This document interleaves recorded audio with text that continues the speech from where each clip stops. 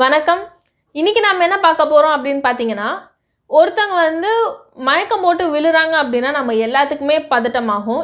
ஏன், எதுக்கு, எப்படி அப்படின்னு. ஸோ இதெல்லாம் தான் நம்ம இன்னைக்கு பார்க்க போறோம். மயக்கம் எதனால வருது? எந்தெந்த கண்டிஷன்ல வரும்? இதுக்கு வந்து என்ன பண்ணலாம் அப்படிங்கிறது தான் நம்ம இந்த வீடியோல பார்க்க போறோம். வாங்க பார்க்கலாம். ஸோ மயக்கம் வந்து எதனால வருது அப்படின்னு பார்த்தீங்கன்னா, நம்ம மூளைக்கு போகிற ரத்தம் வந்து குறைஞ்சிதுன்னா அப்போ வந்து மயக்கம் வரும். ஸோ எந்தெந்த சுச்சுவேஷனில் நம்ம மூளைக்கு போகிற ரத்தம் குறையும் அப்படின்னு பார்த்தீங்கன்னா, நம்மளோட பிளட் ப்ரெஷர் கம்மியாச்சுன்னா நம்ம மூளைக்கு வந்து ரத்தம் போகிறது கம்மியாகும். அது தொடர்ந்து நம்மளோட ஹார்ட் ரேட், அதாவது இதய துடிப்பு வந்து கம்மியாச்சு அப்படின்னா நம்மளோட பிளட்டு வந்து பிரெயினுக்கு போகிறது கம்மியாயிடும். அதே மாதிரி ஒரு ஒரு பார்ட்டு, நம்ம உடம்புல இருக்க ஒரு ஒரு பார்ட்டுக்கும் இந்த அளவு ரத்தம் வந்து போகணும், ஒரு ஒரு ஆர்கனுக்கும் இந்த மாதிரி ரத்தம் வந்து போகணும் அப்படின்னு இருக்குது. ஸோ அது வந்து வேறுபட்டுச்சு அப்படின்னா, ஒரு சில இடத்துல வந்து நிறைய ரத்தம் தேவைப்பட்டு எல்லா ரத்தமும் அங்கே போயிடுச்சு அப்படின்னா நம்ம மூளைக்கு போகிற ரத்தம் வந்து குறைஞ்சிரும். ஸோ இந்த மாதிரி நேரத்தில் தான் வந்து நம்மளுக்கு மயக்கம் வர்றதுக்கான வாய்ப்பு வந்து ஜாஸ்தியாக இருக்குது. ஸோ இது வந்து எல்லாத்துக்குமே இதே தான் அப்படின்னு பார்த்தீங்கன்னா கிடையாது. ஏன்னா வந்து மயக்கம் போடுறதுலையும் நிறைய டைப்ஸ் இருக்குது. ஸோ அந்த டைப்ஸ் எல்லாம் பார்த்துட்டு அதுக்கப்புறமா நம்ம வந்து இதுக்கு என்ன பண்ணலாம் அப்படிங்கிறத பார்க்கலாம். ஸோ ஃபஸ்ட்டு என்ன பார்க்க போகிறோம்னு பார்த்தீங்கன்னா, வேசோவேகல் சின்கோப் அப்படின்னு சொல்லுவாங்க. அப்படின்னா என்ன அப்படின்னு பார்த்தீங்கன்னா, ஒரு பர்டிகுலர் டைமில் நம்மளோட பிளட் ப்ரெஷர் வந்து கம்மியாயிருச்சு அப்படின்னா என்ன ஆகும்னு பார்த்தீங்கன்னா, நம்ம உடம்புல வந்து பெரிஃபெரல் பூலிங் அப்படின்னு சொல்லுவாங்க. அதாவது எந்தெந்த வெசலில், எந்தெந்த இரத்த குழாயில் ரத்தம் இருக்கோ அது வந்து அங்கேயே அப்படியே நின்றும். அதுக்கான ப்ரெஷர் இருக்காது. திரும்பி வந்து அந்த ரத்தம் வந்து நம்ம ஹார்ட்டுக்கு வரக்கான ப்ரெஷர் வந்து குறைஞ்சிரும். ஸோ அதனால் எல்லா ரத்தமும் இரத்த குழாயில் அப்படியே நின்றதுனால என்ன ஆகும்னு பார்த்திங்கன்னா, நம்ம மூளைக்கு போகிற ரத்தம் வந்து குறைஞ்சிரும். ஸோ அதனால் நம்மளுக்கு மயக்கம் வருது அப்படின்னா அதை வந்து வேசோவேகல் சின்கோப் அப்படின்னு சொல்லுவாங்க. ஸோ இந்த மாதிரி ஒரு கண்டிஷன் எதனால் வருது அப்படின்னு பார்த்தீங்கன்னா, நம்ம படுத்துட்டு இருக்கும் போதோ இல்லை உட்காந்துட்டு இருக்கும் போதோ திடீர்னு எழுந்தோம் அப்படின்னா நம்ம இரத்த குழாய் வந்து சுருங்கணும்.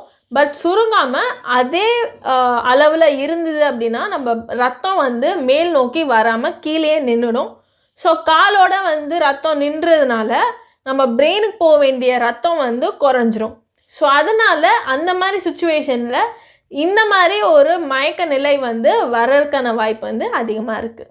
ஸோ அடுத்ததாக நம்ம பார்க்க போகிறது வந்து சுச்சுவேஷன் சின்கோப் அப்படின்னு சொல்லுவாங்க. அது என்ன அப்படின்னு பார்த்தீங்கன்னா, ஒரு சில நேரத்தில் ஒரு சில சுச்சுவேஷனில் நம்மளோட நரம்பு வந்து ரொம்பவே அஃபெக்ட் ஆகிடும்.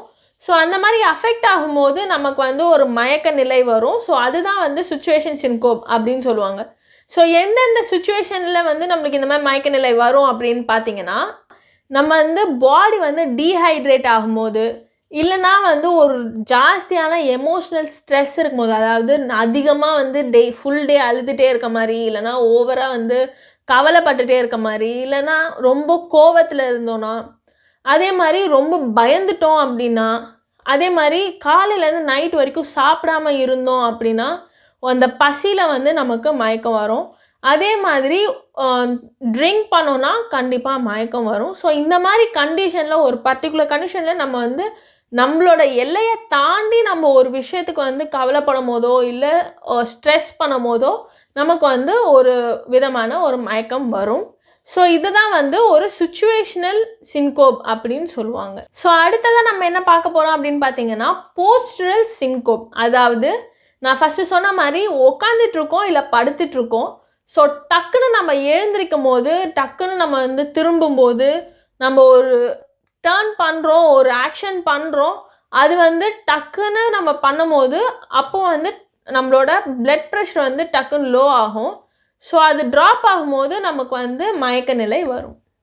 ஸோ அடுத்தது என்னன்னு பார்த்தீங்கன்னா, போஸ்டரல் ஆர்த்தோஸ்டாட்டிக் ட்ரக்கிகார்டியல் சின்கோப். அப்படின்னா என்ன அப்படின்னு பார்த்தீங்கன்னா, வேறு ஒன்றும் கிடையாது.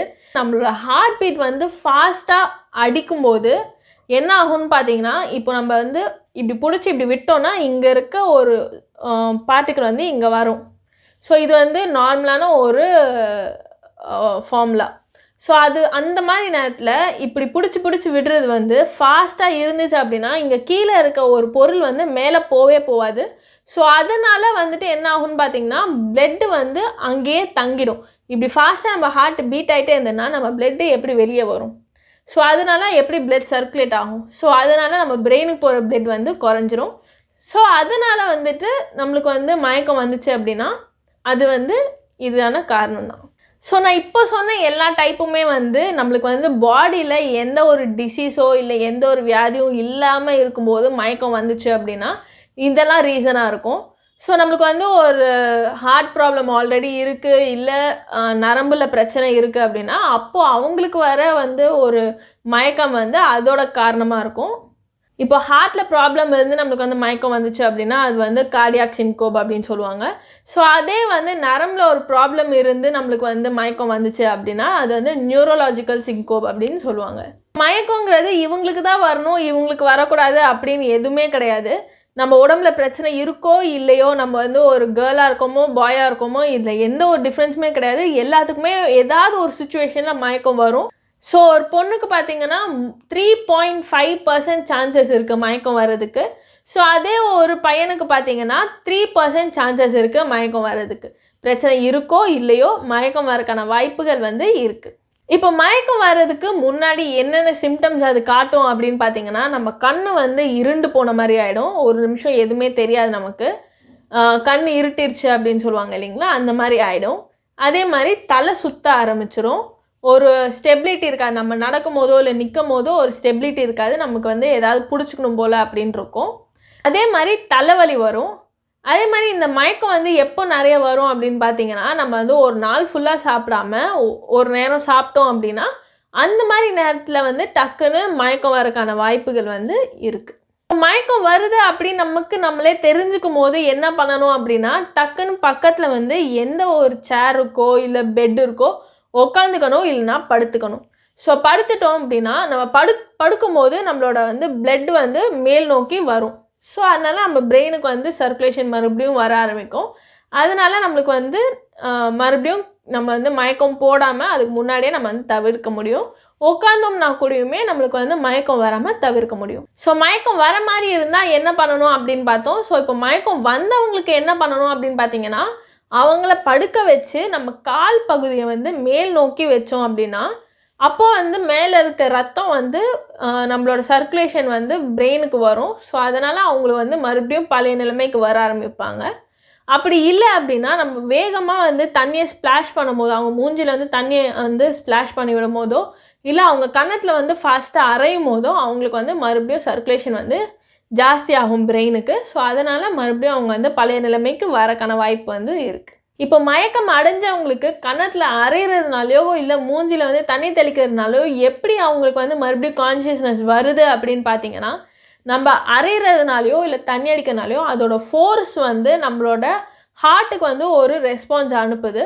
ஸோ அது அனுப்பும் போது நம்ம ஹார்ட் வந்து ஃபாஸ்ட்டாக பீட் ஆக ஆரம்பிக்குது. ஸோ அதோட பீட் வந்து ஃபாஸ்ட்டாக ஆரம்பிக்க அவங்க படுத்துட்டு இருக்கனால அவங்களோட பிளட் ஃப்ளோ வந்து ரொம்ப நல்லா வந்து பிரெயினுக்கு வந்து ரீச் ஆகும்.